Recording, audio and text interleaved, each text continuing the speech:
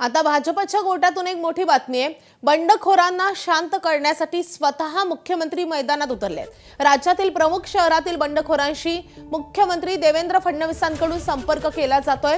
निवडणुकीत माघार घेण्याबाबत मुख्यमंत्र्यांचा अनेक अपक्षांसोबत संवाद सुरू आहे। बंडखोरी शमवण्यासाठी मुख्यमंत्र्यांकडून बंडखोरांना राजकीय पुनर्वसनाचा शब्दही दिला जातोय, तर काही बंडखोरांना शांत करण्याची जबाबदारी स्थानिक नेत्यांवर सोपवण्यात आली आहे। या संदर्भात अधिकचे अपडेट देण्यासाठी आपले प्रतिनिधी अभिषेक मुठाळ आपल्या सोबत आहेत। अभिषेक, काल आपण छत्रपती संभाजीनगरमध्ये पाहिलेलं आहे की नाराज उमेदवार किती लेवलला जाऊन त्यांची नाराजी व्यक्त करत होते आणि सगळ्याच राज्यभरामध्ये आपण पाहतोय की बंडखोरी हे सगळ्याच पक्षांसाठी मोठं आव्हान आहे आणि भाजपमध्ये तर स्वतः मुख्यमंत्र्यांना त्यासाठी मैदानात उतरावं लागलंय।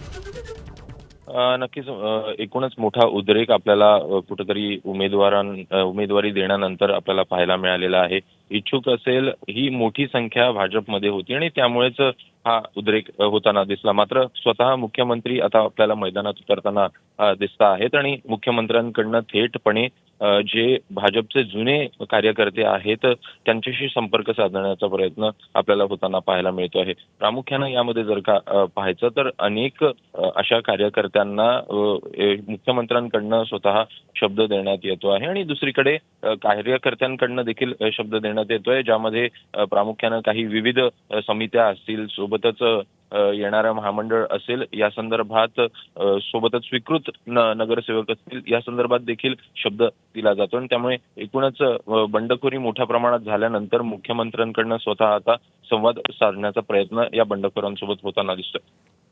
नक्कीच आता मुख्यमंत्र्यांचा हा प्रयत्न यशस्वी होतो का हे पाहणे महत्त्वाचं असणार आहे। अभिषेक, धन्यवाद या माहितीसाठी। एबीपी माझा, उघडा डोळे बघा नीट।